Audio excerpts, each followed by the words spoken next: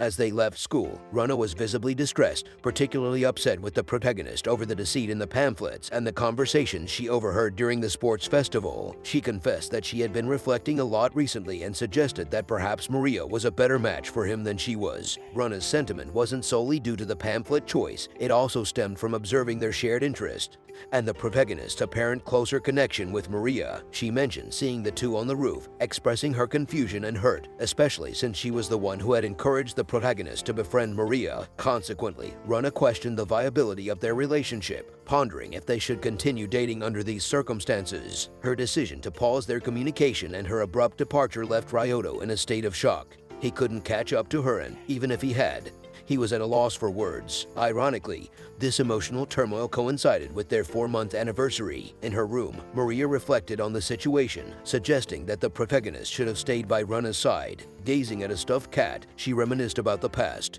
The toy, which had a blue bow tied around its neck by Runa, was a source of joy for her, despite it actually belonging to Maria. Maria had asked for the toy back, even though she had outgrown playing with it. This memory led Maria to muse about Runa's inherent kindness, generosity, and thoughtfulness. She expressed her wish for Runa to find happiness with Ryoto, despite it stirring conflicting emotions within her. Despite the completion of the pamphlet project, Runa's silence continued. The protagonist overheard her talking on her phone while walking, but before he could engage, she hurried away. During a classroom cleanup, Nikaru shared her thoughts with the protagonist, expressing her initial belief that he would bring happiness to Runa. She also imparted a poignant insight on love, emphasizing that it's not just about enjoyment, but encompasses a spectrum of deeper emotions and complexities. Exiting the school, Ryuto was unexpectedly halted by Akari, who urgently expressed her need for a conversation. They proceeded to their regular cafe where Akari dropped a startling suspicion Runa might be involved with a sugar daddy. Ryuto struggled to digest this claim, especially when Akari described seeing Runa with a luxurious handbag accompanied by an older boy. The scenario appeared bizarre, and with Ryuto and Runa's relationship currently on rocky grounds, Akari speculated that perhaps Runa had acted impulsively under stress. Despite the unsettling possibility, Ryuto maintained his trust in Runa. He reassured Akari, stating that if anything untoward had indeed occurred, he would hold himself accountable. Determined to unravel this mystery, Ryuto later phoned Sakia, seeking his assistance. At the cultural festival, the two embarked on a mission to identify this alleged sugar daddy. However, their investigation took an unexpected turn when they ran into Akari, who pointed an accusing finger at Sakia, labeling him as the older boy she had seen with Runa. Confusion ensued as Ryuto, piecing together the misinformation, mistook Sakia for one of Runa's former boyfriends, which soured his perception of his friend. Sakia, however, clarified that he had never been romantically involved with Runa, but rather with one of her friends. This revelation led Ryuto to a sudden realization. Sakia was the ex-boyfriend of Nikaru,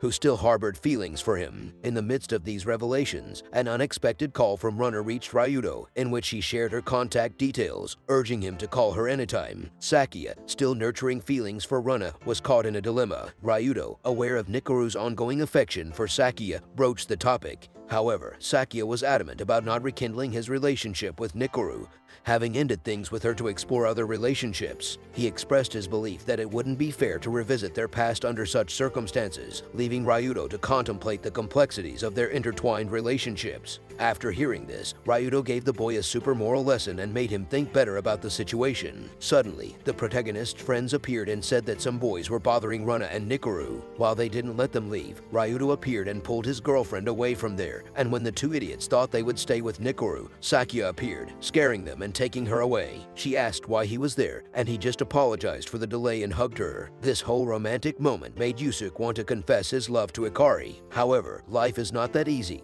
and the moment he asked the girl to be his girlfriend, she got angry and lectured the boy, which she is right about since they barely know each other. Runa apologized and commented on something Akari says when she is sad, which might have been different if they had become friends first. After this sad moment, the boy commented on how incredible the protagonist was, as he had told the person that he liked him and now she liked him too. So, when he thought about it, he ran to find Runa, and when he found her, they talked about Sakia and Nikaru and also about the whole sugar daddy thing. Runa commented that she was happy for her friend, who was now with the person she loves, and said that life is too short to waste it not being with the person she loves. Upon hearing this, Ryuto said that perhaps life seemed short, but it is actually very long, as next year will come and all the others after, and he intends to spend all this time with her. Well guys, that was the summary of our dating story. If you liked the video and want me to bring the sequel next week, comment below. Also, don't forget to like and subscribe to the channel. I hope all is well with you until next time.